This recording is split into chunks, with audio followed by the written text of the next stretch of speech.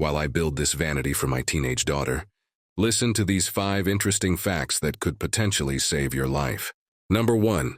The 5-5-5 rule for choking. If you're choking and alone, perform abdominal thrusts, like the Heimlich maneuver, on yourself using the back of a chair or a firm surface. Lean over and push hard into your abdomen to dislodge the object. Number 2. Know the signs of a stroke fast. Face. Does one side of the face droop? Arms. Can they raise both arms? Speech. Is speech slurred or strange? Time. Call emergency services immediately if these signs appear. Time is critical. Number 3. Float first, then swim. If caught in a strong current or riptide, don't fight it. Float on your back or tread water to conserve energy. Then swim parallel to the shore until you're out of the current.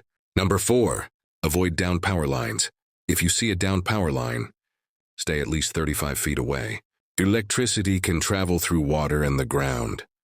If you're in a car that's touched a power line, stay inside unless there's an immediate danger like fire. Number 5. If trapped in a fire, stay low. Smoke and toxic gases rise, so staying close to the floor can keep you in breathable air.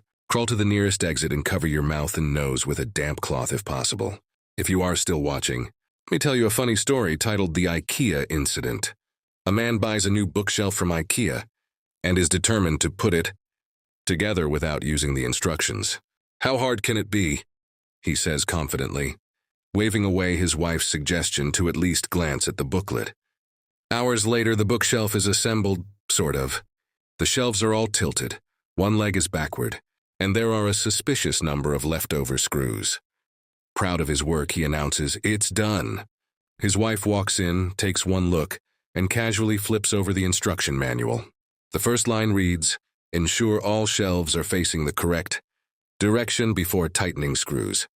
He stares at the shelf. The upside-down logo etched on every board suddenly mocks him. Defeated but still stubborn, he mutters, "It's modern art." Later that week, the shelf collapses under the weight of 2 books, and the man finally gives in, begrudgingly flipping through the instructions while his wife looks on, trying not to laugh. Moral of the story: sometimes the instruction manual isn't the enemy, it's the hero you didn't know you needed.